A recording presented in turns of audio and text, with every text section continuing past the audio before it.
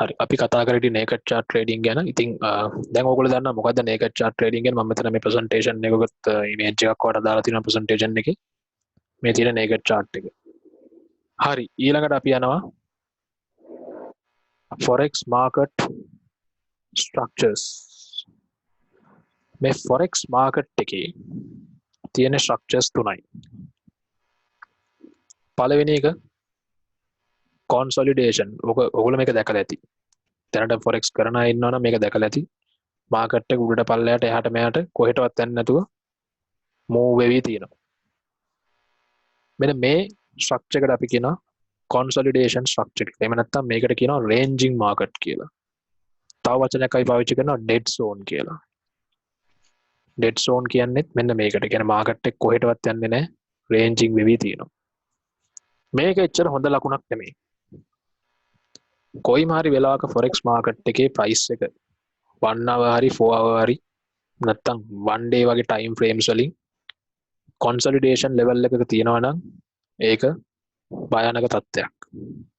ඒ කියන්නේ හරියට අර මේ වහින්න කලින් අහස කළු කරනවා වගේ. හොඳ වැස්සක් එන්න කලින් අහස හොඳටම කළු කරන්නේ. එතකොට අපි දැනගන්නවා අද නම් දෙනවා තමයි හොඳට හේදෙන්න කියලා. මේ consolidation එකක් කියන්නේ ඒ වගේ. consolidation එක වෙලා market එක කොයි වෙලාව හරි ඔතනින් එළියට පයින්නවා.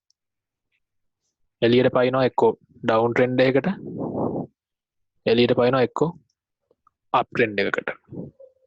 දැන් ඔයාලට පේනවා ඇති මෙතනින් consolidation එක එළියට ඇවිල්ලා ඔන්න price එක up trend structure එකට යනවා. මේ තමයි up trend structure එක. ඔයාලට පේනවා ලොකු up trend එකකට ගිහිල්ලා තියෙනවා. ඊළඟට ආයෙ මෙන්න මෙතන ඔයාලට පේනවා ඇති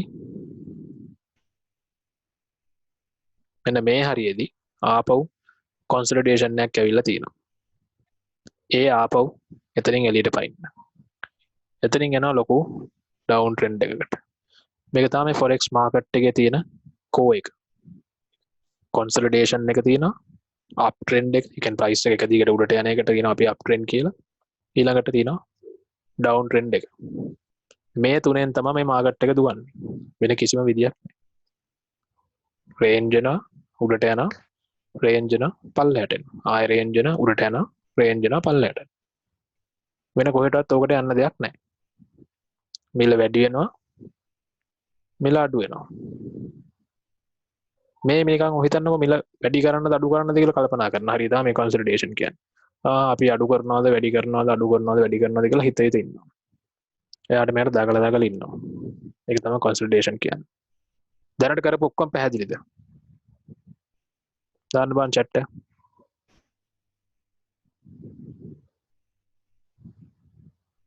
ප්‍රශ්න තියෙනවද මොනවා හරි? අහන්න ප්‍රශ්න තියෙනවා නම් අහන්න.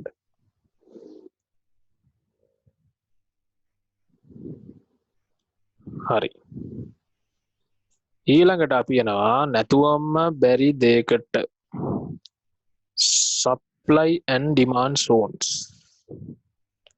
මේක තමයි අපේ කට්ටිය මේ forex කරන්න ගත්ත ගමම්ම පුරුදු වෙන එක.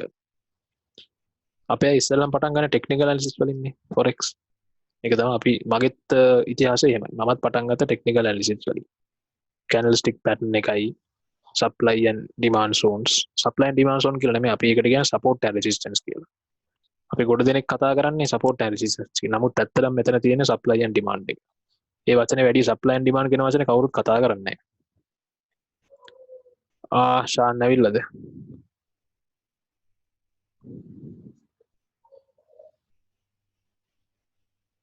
right ෂාන්ට join වෙන්න පුළුවන් මේකට.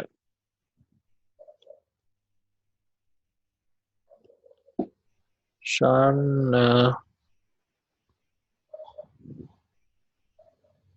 නෑ මේ link එකට join වෙන්න කිව්වනම් හරි.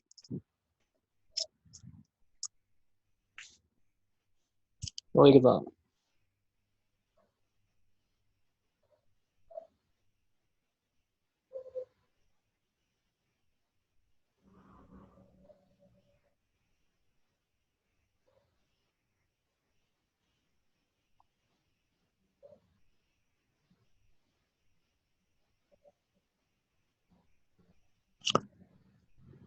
ෂාන් ආවද තාම නැද්ද?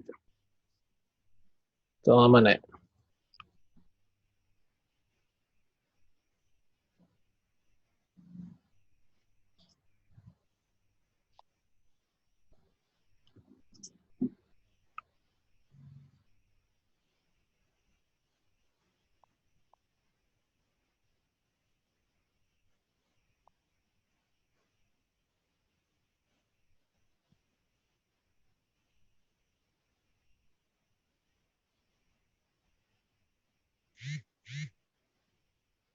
යාගේ ලැප්ටොප් එක ටෙලිග්‍රෑම් නෑ වගේ මං හිතන්නේ.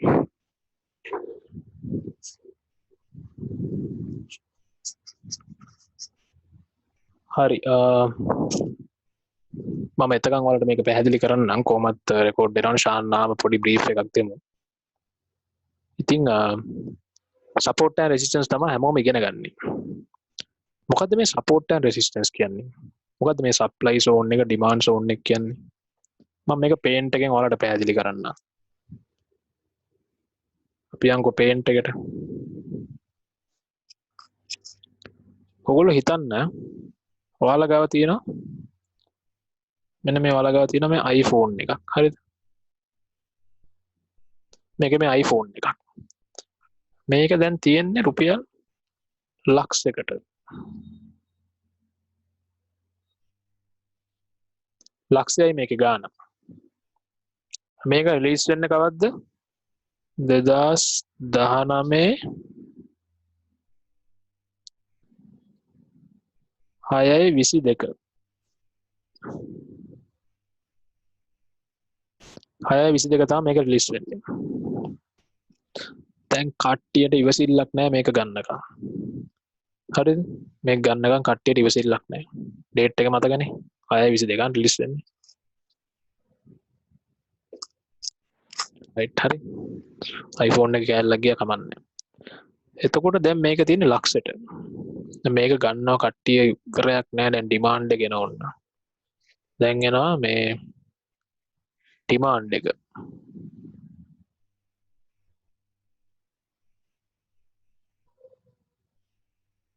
ඩිමාන්ඩ් කියන්නේ මොකද්ද? මොකක් හරි භාණ්ඩයකට තියෙන අධික ඉල්ලුම.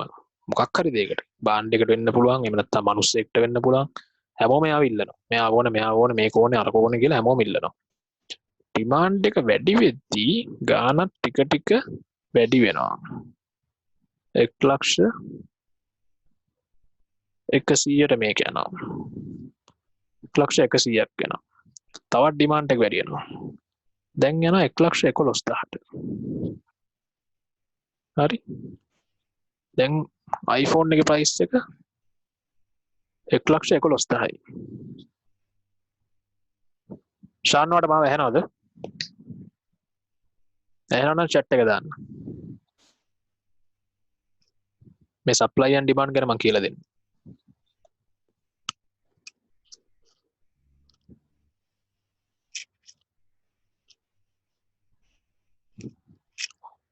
හරි.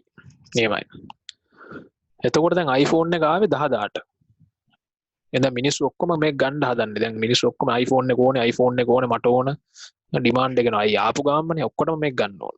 ඕන දැන් 1,100ට යනවා. රුපියල් 100කින් වැඩි වෙනවා. එක පාර ඩිමාන්ඩ් එක යනවා 1,10,000ට. දැන් ඩිමාන්ඩ් එක 1,10,000යි. ඉතින් දැන් කට්ටියට 1,10,000ටත් මේ ෆෝන් එක ගන්න ඕනේ. ඒ තරම් ඩිමාන්ඩ් එකක් තියෙනවා. තව යනවා ෆෝන් එක. ෆෝන් එක යනවා 1,20,000ට. හරි? 1,20,000යි. දැන් මොකද වෙන්නේ? දැන් මිනිස්සු කල්පනා කරනවා යකෝ මේක ආවේ ලක්ෂෙට. දැන් ඇවිල්ලත් සති දෙක තුනක් වෙනවා. 1,20,000යි. තේරුමක් නැහැ නේ. දැන් ෆෝන් එකත් පරණයිනේ. දැන් ඇවිල්ලා සති දෙක තුනක් වෙන ඕකට 1,20,000ක් දීලා වැඩක් නැහැ. තේරුමක් නැහැ. දැන් ඔන්න ප්‍රයිස් එක ඩෝන් ගාලා වැටෙන්න ගන්නවා. ඒ ඩිමාන්ඩ් එක බහිනවා. දැන් ප්‍රයිස් එක එනවා 90,000ට. ආයේ දැන් අර මිනිස්සු කල්පනා කරනවා ඇවිල්ලා මාසයක් වගේ වෙනවා 90,000ට නම් පාඩුවක් නෑ මචං. ඇවිල්ලා තාම මාසෙනේ. ඕක තිබ්බේ මේ ලක්ෂෙටනේ ආවේ. පස්සේ 1,20ට ගිහලා ආයේ 90ට බැස්සා. අපි ගත්තා නම් හරි. මීට වඩා නම් අඩු වෙන එකක් නෑ. ඔන්න 90,000දී ආයේ ඩිමාන්ඩ් එක එනවා. ආයේ ඇවිල්ලා ඕක 97,000ට යනවා. හරි. 97,000 ඉඳලා හරි 97,000 ඉඳලා ඕක එනවා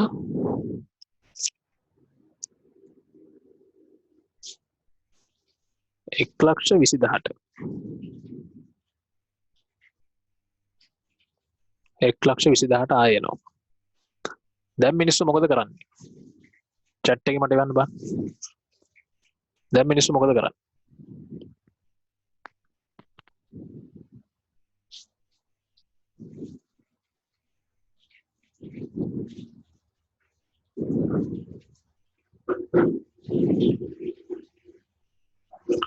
අනුදාහේ ඉඳලා ආයෙ ෆෝන් එක කරනවා 1:20ට. මිනිස්සු මොකද කරන්නේ? බයස්ලා මොකද කරන්නේ? ගන්නෙ නෑ. අන්න රයිට්. ෆෝන් තියන අය සෙල් කරනවා. අලුතෙන් මිනිස්සු ගන්නෙ නෑ. අලුතෙන් ගන්නෙ නෑ. ෆෝන් එක තියන අය සෙල් කරනවා. මෙන්න මේක අපි කියනවා මෙන්න මේකට අපි කියනවා සප්ලයි සෝන් එකක්. ඇයි? 1,20,000ටත් සප්ලයි එක තියෙනවා. 1,20,000ටත් ෆෝන් එක තියෙනවා. ෆෝන් එක අවේලබල්. 1:20යි ගාන. හැබැයි මිනිස්සු බලනවා කලින් 1:20ට ෆෝන් එක ගිහිල්ලා තියෙනවා. 1:20 දී ෆෝන් එකේ ප්‍රයිස් එක 90,000ට බැස්සා. දැන් ආයෙ 1:20ට ආම ආයෙ මුන් හිතනවා දැන් ආයෙ ප්‍රයිස් එක පහේ අඩුම ගානේ ලක්ෂයටවත් අපි එතකොට ගමු. ඔන්න ඕමයි මිනිස්සුන්ගේ මේ බයින් ඇන්ඩ් සෙලින් සයිකොලොජි එක වැඩ කරන්නේ. දැන් මෙතන සප්ලයි එක පැහැදිලිද? මෙතන සප්ලයි එකෙත් ඕකම තමයි වෙන්නේ. හිතන්නකො මේ යුරෝ USD පෑයක කියලා. ඔන්න යූරෝ මිනිස්සු අරගන්නවා. යූරෝ මෙතනට එනවා මේ පළවෙනි සප්ලයි සෝන් එක. පළවෙනි ටච් එක. පළවෙනි සප්ලයි සෝන් එක. මෙතනට ආවම පස්සේ මිනිස්සු හිතනවා දැන් යූරෝ නම් වැඩි වගේ. මේ හරියදී විකුණලා ප්‍රොෆිට් එක අරගන්නවා. ඔන්න විකුණගෙන ඇවිල්ලා ගත්තේ උන්ට එක ඔන්න මේ හරියට එනවා. ඊට පස්සේ අලුතෙන් ගන්න උන්ට ඉන්නවනේ. උන් කල්පනා කරනවා යූරෝ ලොකු ඩිමාන්ඩ් එක තිබිලා තින්නේ පොඩ්ඩක් ඩිස්කවුන්ට් වෙලා තියෙනවා. හැබැයි යූරෝ මේ හරියෙන් ගත්තොත් නම් අවුලක් නැහැ. ආපහු අප් වෙයි. කලින් ඩිමාන්ඩ් එක ගිහිල්ලා තියෙනවනේ මේ හරියටම.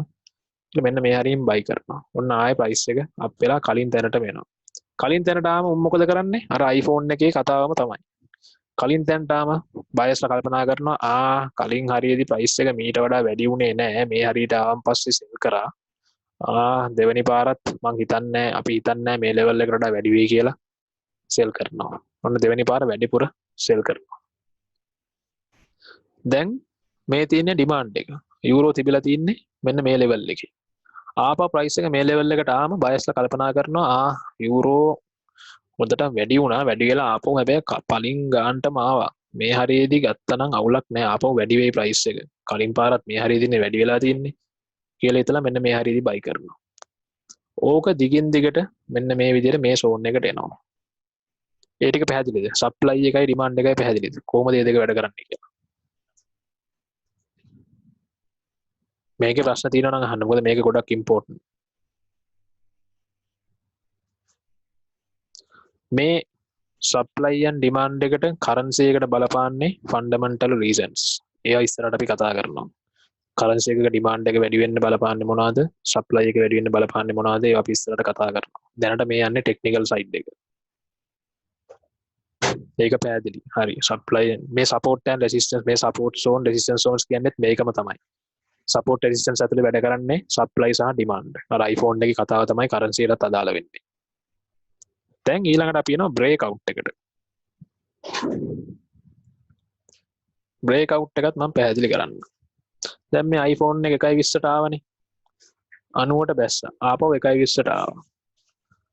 ආපහු iPhone එක එනවා 1:20ට.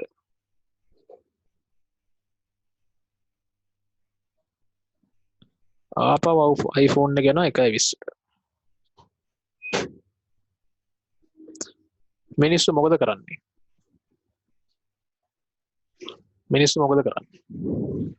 පොඩි normally ඔය වගේ supply and demand zones අඳුරගන්න use කරන time frames මොනවද? supply and demands superior time වැඩ කරනවා 4 hour time frame එකකින්. superior time වැඩ කරන 4 hour time frame එකේ 1 hour වලත් අවුලක් නැහැ. නමුත් superior time වැඩ කරන 4 hour වල. අපි chart වලට ආම ඒක බලමු. ඒ වගේම 4 hour වලින් උඩ time frame වලට හොඳටම වැඩ කරනවා. හරි. දැන් මට කියන්න iPhone එක ආපහු වෙනවා 1:20ට. මොකක්ද මිනිස්සුන්ගේ බයස්ලාගේ සයිකොලොජි එක මොකක්ද? මානසික මට්ටම මොන වගේද මිනිස්සුන්ගේ? ආපහු 1.20ට ආවා. දැන් මෙහෙම හිතන්නකෝ හරිය. මෙහෙම හිතන්න. නෑ දැන් සෙල් නෙමෙයි මේක දාන්න. දැන් මෙතන මම මෙහෙම හිතන්නකෝ. Apple එකෙන් කියනවා දැන් හිතන්නකෝ මේක ඇවිල්ලා iPhone 8 එක කියලා. iPhone 8 එක. Apple එකෙන් කියනවා iPhone 8 එකට පස්සේ ආයේ ෆෝන් එකක් හදනවා. හැබැයි ඒකේ touch ID එක නැහැ. ඒකේ fingerprint lock එක නැහැ. ඊළඟට අපි හදන ෆෝන් එකේ fingerprint lock එක නැහැ.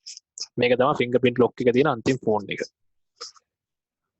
මේ කියන කතාවෙන් iPhone 8 එකට ලොකු ඩිමාන්ඩ් එකක් එන්න පුළුවන්.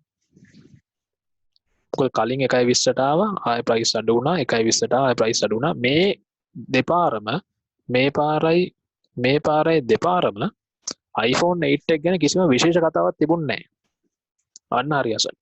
දැන් මේ Apple එකෙන් කිව්වනේ ආයෙ touch ID දෙන්නේ නැහැ කියලා ඊළඟ ෆෝන් එකට. දැන් බලනවා iPhone 8 එකේ touch ID පිස්සුව තියෙන උන් ටික fingerprint lock එකට ආසාව තියෙන මිනිස්සු ටික උන් කල්පනා කරා අයියෝ දැන් ඉතින් අපිට අන්තිමට ගන්න තියෙන මේ fingerprint lock එක තමයි මේ iPhone 8 එක. මේක කොහොම හරි අරගෙන තියාගන්න ඕන. අඩුම ගානේ මතක් වෙන්න හරි තියාගන්න පුළුවන් ඉස්සරහට. ආයෙ ඉතින් මෙයාගේ ෆෝන් Apple එකෙන් හදන්නේ නැහනේ. දැන් ඔන්න ඩිමාන්ඩ් එක එක්සීඩ් වෙනවා. සප්ලයි එකට වඩා ඩිමාන්ඩ් එක එක්සීඩ් වෙනවා. ඒ මැදියට Apple එකෙන් කියනවා ආපහු ආයෙ iPhone 8 එක හදන්නෙත් නැහැ කියලා. හදන්නෙත් නැහැ කියලා කියනවා. හරි? හදන්නේ දැන් හදන්නෙත් නැහැ. iPhone 8 එකට පස්සේ fingerprint දෙන්නෙත් නැහැ. තියෙන ෆෝන් ටිකට මොකද වෙන්නේ? ස්ටොක් වෙලා තියෙන සෙට් එකට එක්ස්ට්‍රීම් ඩිමාන්ඩ් එකක් එනවා. ඒ කියන්නේ අධික ඉල්ලුමක් එනවා. අධික ඉල්ලුවම මිනිස්සු බල ඉන්නේ කලින් 1.20ට ඇවිල්ලා ප්‍රයිස් එක අඩු වුණාද ආයෙ 1.20ට ඇවිල්ලා අඩු වුණාද තියෙන ගානටම මිනිස්සු ගන්නවා. ඊට පස්සේ 1.21ට ඕක යනවා. 1.22ටත් යනවා. අන්න එහෙම වෙලා මේ සප්ලයි සෝන් එක බ්‍රේක් වෙනවා. පැහැදිලිද? සප්ලයි සෝන් එක බ්‍රේක් වෙන්න හැදිච්ච ෆන්ඩමෙන්ටල් හේතුව මොකද්ද? මට ඒකට උත්තරයක් දෙන්න. දැන් මේ සප්ලයි සෝන් එකේ මිනිස්සු මෙතනට ආම අඩු කරා ආයෙ මෙතනට ආම අඩු කර ඔහොම මිනිස්සු ඔහොම නිදාසේ හිටියා. අඩු වෙනකම් බලාගෙන. හැබැයි මෙතන සප්ලයි සෝන් එක බ්‍රේක් කරන්න ෆන්ඩමෙන්ටල් රීසන් එකක් හැදුවා. මොකක්ද ඒක?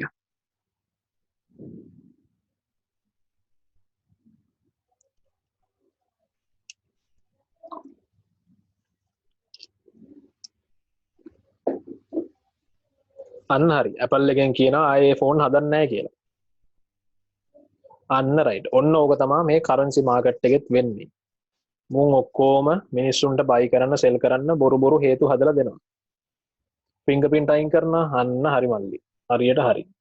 උන් එකතු වෙලා ඒකට අපිට iPhone එක ගන්න iPhone 8 එක ගන්න විදියක් හදලා දුන්නා.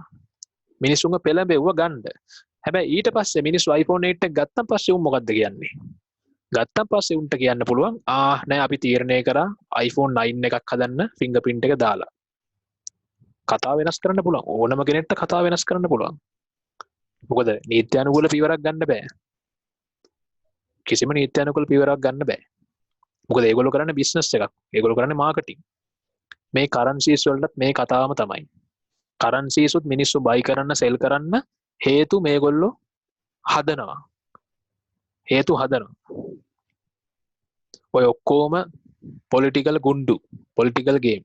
ඩොනල්ඩ් ට්‍රම්ප්ට හිතුනම ඉරාන් එක ගේම ඉල්ලනවා. ඉරාන් එක ගේම ඉල්ලුවම එකපාර ඔයිල් ප්‍රයිස් එක වැඩි වෙන්න ගන්නවා. ඊට පස්සේ ආය ඩොනල්ඩ් ට්‍රම්ප් හිතුනම ඉරාන් වලට කියනවා ආනේ අපි දැන් යාළුයි ඉරාන් එක්ක මගේ තියෙන ප්‍රශ්නේ විසඳුණා හරි. දැන් ඔන්න ඔයිල් එක ආපහු ඩවුන් වෙනවා.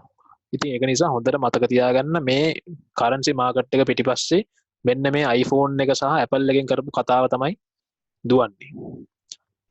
කට්ටියට පැහැදිලිද? සප්ලයි ඇන්ඩ් ඩිමාන්ඩ් එක පැහැදිලිද? සුපිරියට පැහැදිලිද නැත්නම් ඩ්‍රේප් එකේ පැහැදිලිද? කවුරුද යවුවොත් කියන්න පුළුවන් සප්ලයි එක ඩිමාන්ඩ් එක ගැන වැඩ කරන හැටි කියන්න පුළුවන්.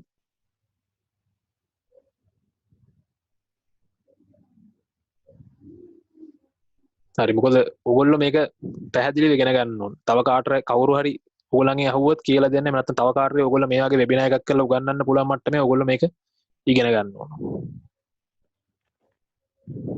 ආයේ ප්‍රයිස් චාර්ට් එක සප්ලයි සෝන් එක ඩිමාන්ඩ් සෝන් එක දකිද්දි ඕගොල්ලන්ට මම කියපු කතාව මතක් වෙන්න ඕන. හරි කරන්සි එකටත් මේක තමයි වෙලා තින්නේ. මෙන්න මේ සප්ලයි සෝන් එකක් හරිද නිවුස් එකක් දෙකක් ආවොත් ඔයගොල්ලෝ දැනගන්න ඕන හරි මේ නිවුස් එක මුන් ගේම ගැහුවේ සප්ලයි සෝන් එකෙන් මාකට් එක එළියට විසික් කරලා ගන්න. එළියට කඩලා ගන්න තමයි මේ නිවුස් එක මුන් ගෙනාවේ. ඒක නිසා හොඳට මතක තියාගන්න. ඒ ගැන අපි ඉස්සරහට කතා කරමු නිවුස් ට්‍රේඩින් ගැන. ඒවට තව කල් තියෙනවා. ඉතින් දැන් යනවා අපි ස්විං පොයින්ට්ස්. ස්විං පොයින්ට්ස් දන්නවද ඔයගොල්ලෝ? ස්විං හයිස් ස්විං ලෝස් දන්නවද?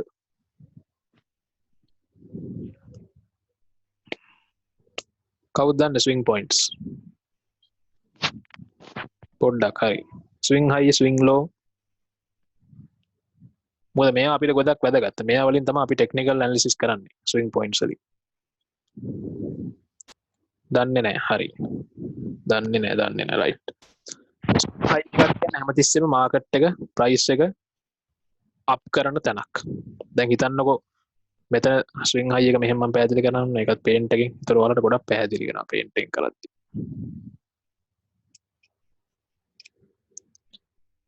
දැන් හිතන්නකෝ මෙහෙම ප්‍රයිස් එක තියෙනවා රුපියල් 100යි.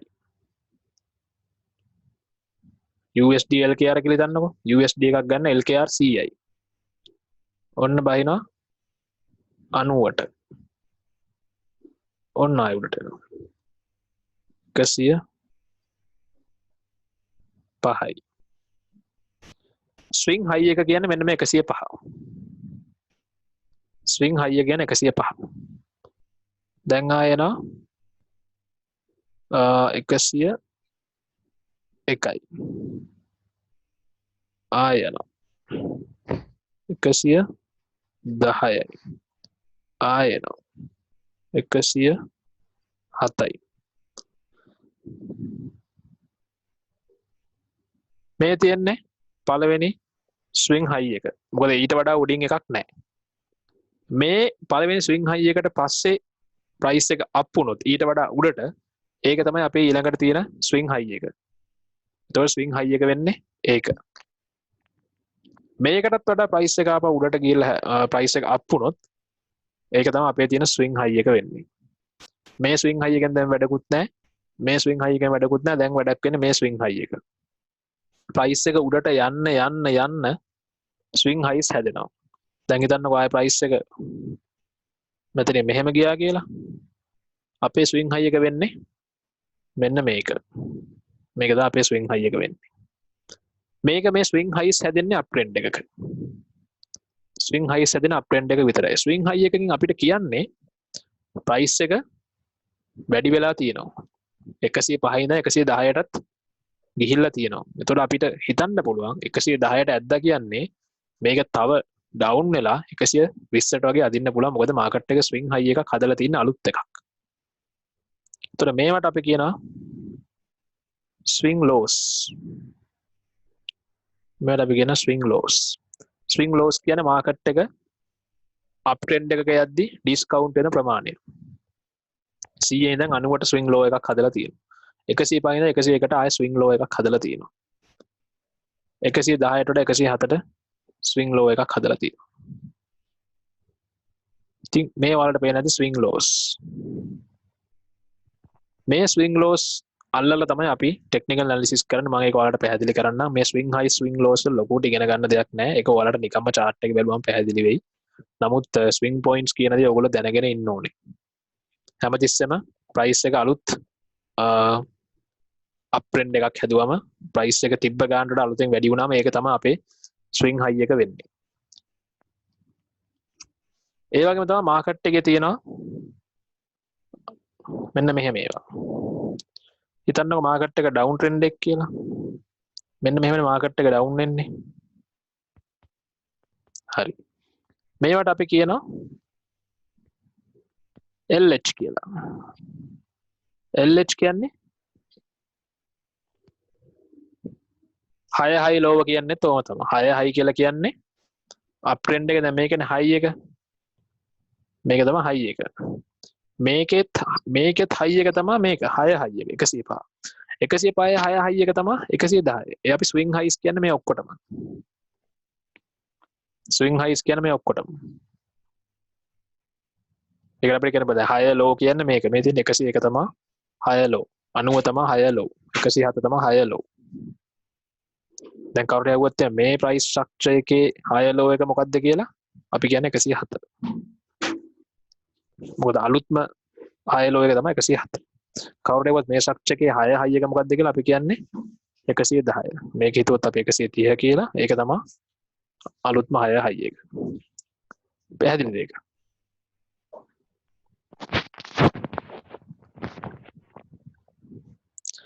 හරි දැන් මේ ඩවුන් ට්‍රෙන්ඩ් එකක අපිට හැදෙන මේවට කියනවා lower highs කියලා. ඒ lower highs කියන්නේ price එක down වෙන ගමන් නෙමෙයි. down වෙනවා ආයේ පොඩ්ඩක් up වෙනවා. lower high ආයේ down වෙනවා ආයේ මෙතන lower high එක. ආයේ down වෙනවා lower high එක. දැන් මේ structure එකේ lower high එක තමයි මෙන්න මේක. ඒ වගේම තව තියෙනවා down trend structure එකක lower lows. මෙතන lower lows. මේ structure එකේ lower low එක තමයි මෙන්න මේක. lower low 1, lower low 2, lower low 3. lower high 1, lower high 2, lower high 3. හරි සරලයි. මෙයා මේ වචනෙන් කියන්න තමයි අවුරුදි ඇහුවොත් අපි දැනගෙන ඉන්නවා නැත්නම් අපිට ට්‍රේඩ් කරන්න නම් මේ අත්‍තරම මේ නම් වැඩක් නැහැ. මොකද අපි ටෙක්නිකල් ඇනලිසිස් කරද්දී අපි මේ ප්‍රයිස් ස්විං පොයින්ට්ස් අල්ලලා තමයි charts අඳින්නේ. ඉතින් lower high එක lower low එක ඔය නම් කී අපි කරන්නේ නැහනේ. නමුත් ඔයගොල්ලෝ දැනගෙන ඉන්න ඕනේ. ඒ දෙක පැහැදිලිද? Swing points.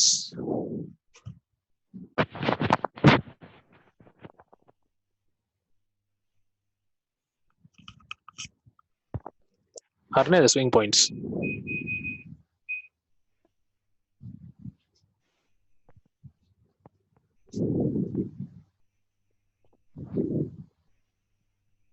හරි ඊළඟට අපි යනවා impulse and correction. impulse and correction කියන්නේ මේ වගේම දෙයක් තමයි. මොකද impulse එකක් තියෙන්නේ swing highs swing lows තමයි. ඔයගොල්ලෝ හොඳටම දන්නා මාකට් එක යන්නේ මෙන්න මේ විදිහටනේ. impulse correction impulse correction impulse correction down වෙන්නේත් එහෙමයි.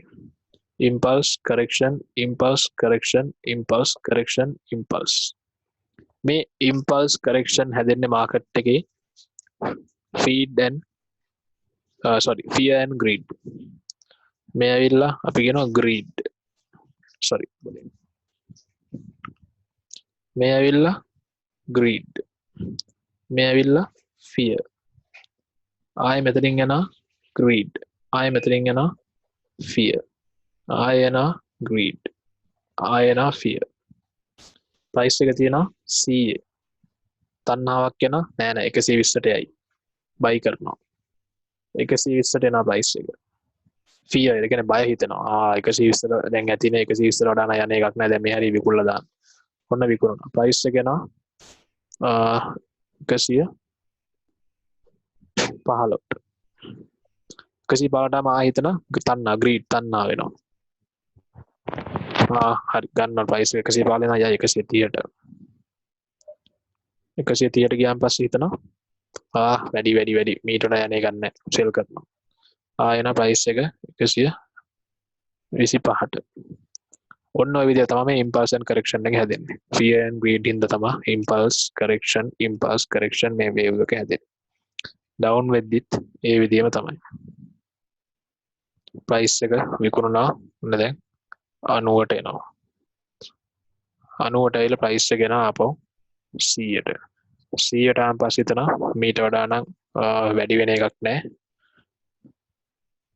මීට වඩා නම් අඩු වෙන එකක් නැහැ මේ හරියදී විකුණන්න ඕන price එක යනවා ආයේ අපි හිතමු 80ට 80ට ආන් පස්සේ හිතනවා මෙච්චර අඩුවට දෙන්න ඕනේ නැහැ තා පොඩ්ඩක් වැඩි වෙන එකක් ඉදලා විකුණනවා price එක යනවා price එක යනවා අපි හිතමු 82ට කියලා හිතමු price එක යනවා 82ට 82ට ආවට පස්සේ හිතනවා මීට වඩා වැඩි වෙන එකක් නැහැ විකුණලා දාන්න price එක යනවා 70ට ඊට පස්සේ price එක පොඩ්ඩක් up වෙනවා 70 4ට. එතන මීට වඩා නම් ප්‍රයිස් එක වැඩි වෙන එකක් නැහැ. විකුණලා දාන්න.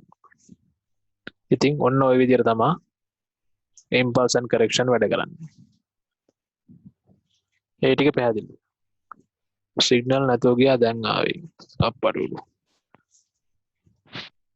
එහෙමනම් රෙකෝඩින් එක තමයි ශානක ගන්න මේ ශානක නෙමෙයි රොෂාන් ගන්න වෙන්නේ වාට. මට මම දන්නේ හැරෙටම කොතනින්ද වාට නැතුව ගියේ කියලා සිග්නල්. මේ ටික ඕකේද? impulse and correction. මේ තියෙන්නේ impulse and correction, impulse එක correction, impulse එක correction, impulse මේ විදිහට විතරයි මාකට් එක කියන්නේ. කඩාගෙන රොකට් එකක් මෙන්න මේ වගේ යන්නේ. මෙහෙම යන්නේ නැහැ එකපාර රොකට්. මාකට් එක හැමතිස්සෙම මෙන්න මේ වේව් එකකින් තමයි යන්නේ. ඒ හින්දා තමයි අපිට ඇත්තටම බයින් ඔපචුනිටිස් තියෙන්නේ. බයි කරන සෙල් කරන ඔපචුනිටිස් හැදෙන්නේ ඒකයි. මේකේ ඔක්කොම ඉන්නේ මාකට් කාර්යයනේ. පොලේ ගියා වගේ තමයි. ඔක්කොම ඉන්නේ ගනුදෙනු කාර්යය. අපිට මේ chart එකකින් පෙන්නන්නේ ඔක්කොම ඉන්නේ buying and selling කරන set එක. හරි. ඊළඟට තමයි අපි එන්නේ technical drawing වලට. මේක මම පොඩ touch කරගෙන යනවා. මොකද මේක දැන් තමයි අපි trading view වලට එන්න ඕන. technical drawing කියන්නේ අපි market එකේ price history එක බලලා අපි ඉගෙන ගත්ත විදියට market එකේ අපි චිත්‍ර අඳිනවා වගේ price structures අඳිනවා.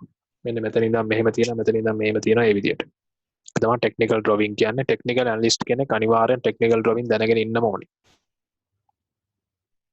ඊළඟ අපි යනවා market එකේ price patterns වල මේ ඔක්කොම trading view එකට ගිහලා අපි කතා කරමු.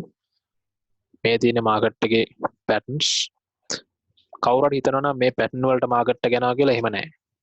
ඒක බොරු කතාවක්. හැබැයි market එක යන විදියෙන් අපිට මේ වගේ pattern ඇඳ ගන්න පුළුවන්. මාකට් එකේ ගොඩක් තැන්වල මාකට් එක මෙන්න මේ විදිහට තමයි ගිහිල්ලා තියෙන්නේ. එහෙනම් අපි මෙන්න මේ විදිහට අතින් අපි අඳ ගන්නවා මාකට් එක ගිය විදිය බලලා. මේ විදිහට මාකට් එක යන්නේ නැහැ. මාකට් එක ගිය විදිහට අපි මේව ඇඳ ගන්නවා. හොඳට මතක තියාගන්න දෙක පටල ගන්න එපා. මේ විදිහට යන්නේ නැහැ. ගිය විදිහට මේව ඇඳ ගන්නවා. ඒක හොඳට මතක තියාගන්න. මේ වගේ මාකට් එක වැඩ කරපු විදි. මේ පැටර්න්ස් වලට එක එක නම් දාලා තියෙනවා. සමහරලාට මේ දැන් අපි ගත්තොත් එහෙම මෙතන ගත්තොත් මේ ට්‍රයැන්ගල් පැටර්න් එක. මේක ටිකක් වෙජ් එකකටත් සමානයි. මේකට කියනවා ascending triangle, descending triangle, symmetrical triangle. triangle pattern trend continuation කියන්නේ up trend එකක නම් මේ symmetrical triangle එකත් මාකට් එක මෙහෙම කරකිලා ආපහු උඩට break out වෙනවා. down trend එක නම් descending කියන්නේ down trend, descending triangle කියන්නේ down trend triangle එක මාකට් එක down වෙලා ගිහලා මේක ඇතුලේ මෙන්න මෙහෙම correction වෙලා ආපහු පල්ලයට break out වෙනවා. ascending එකත් එමය symmetrical එකට සමානයි. up trend එකකදී මෙහෙම ආවා. එතනින් break out වෙනවා. ඉතින් මේ patterns ඔක්කොම එකට එකක් සමානයි. මේ ඇවිල්ලා flag patterns මේක ගොඩක් famous pattern එකක්. ගොඩක් ඔයාලට market එකේ price structures වල මෙයා බලා ගන්න පුළුවන්. bull flag කියන්නේ up trend එක මෙහෙම ඇවිල්ලා market එක පල්ලෙහාට එනවා වගේ පෙන්නලා එතනින් break out වෙන එක. මෙයා මෙහෙම පෙන්වන්න ඩක් නැහැ. ඇත්තටම ඔයාලට technical analysis විදියට තමයි පෙන්වන්න ඕන කරද්දි live chart එක. අපි එතනට යන් ඇත්තටම අපි ගොඩක් වෙලා ගියා මේ ටික කතා කරන්න. නමුත් මට ඕන වුණා මුලින් ඉඳලා ඔයාලට පෙන්වන්න. මේ තියෙන මම ඇදපු price structures bull flag, bear flag ඔයාලට බලා ගන්න පුළුවන් මේකේ. මේ තියෙන wedge එක මේකත් triangle එකට ගොඩක් සමානයි. මේවා අපි අඳිනකොට ඇත්තටම නම් බල බල අපිට අඳින්න බෑ. ඒක තමයි practically අපිට ඇත්තටම කරද්දි වෙන දේ. නමුත් අපි swing points දා කරලා අපි ලස්සන්ට ඒක ඇඳ ගන්න ඕනේ. price structure එක. ඔන්න එනවා import එකක්. මේක හොඳට අවධානයෙන් අහගන්න. නිදිමත මොකුත් තියාගන්න එපා. මේක වැදගත්. Wyckoff logic එක. Wyckoff logic එක. මේක ගොඩ දෙනෙක්ට වැදගත් වෙනවා. මේ Wyckoff logic එකෙන් අපිට පෙන්නනවා market makers ලගේ trap එකක්.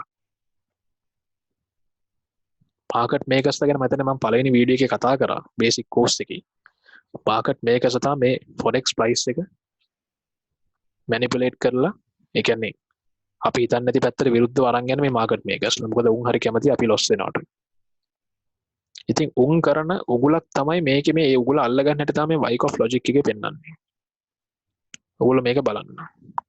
Wyckoff logic එක senior traders ලා පාවිච්චි කරන logic එකක්. ඉතින් ඕගොල්ලොත් ඒක පාවිච්චි කරන්න ඕන. මේක හැමතැනම පාවිච්චි කරන්න බෑ. නමුත් මේක පාවිච්චි කරන්න පුළුවන් තැන් ඕන තරම් මාකට් එකේ තියෙනවා.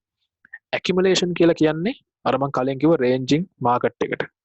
ඔයාලට පේන ඇති market එක මෙන්න මේ ranging වෙනවා. හැමතිස්සෙම accumulation එකක් වෙන්නේ down trend එක මේ up trend එකක් පටන් ගන්න තැනක. up trend එකක් පටන් ගන්න තැනක තමයි accumulation එකක් වෙන්නේ. ඒ කියන්නේ ගොඩක් වෙලාවට price එක down වෙලා ඇවිල්ලා down trend එකකින් price එක ඇවිල්ලා මෙන්න මේ හරියේදී තමයි accumulation එක වෙන්නේ. ඒ කියන්නේ මෙන්න මේ වගේ හරියට.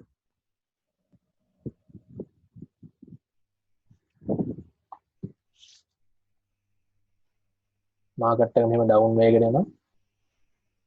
down වේගෙන ආවදී මෙන්න මේ හරියේදී ඔන්න accumulation එක පටන් ගන්නවා. හරි. මේ හරියේදී ඔන්න accumulation එක පටන් ගන්නවා. down trend එකකින් පස්සේ තමයි accumulation එක එන්නේ හැමතිස්සෙම හොඳට මතක තියාගන්න. එතකොට මේ accumulation එකේ තියෙන selling climax කියලා එකක්.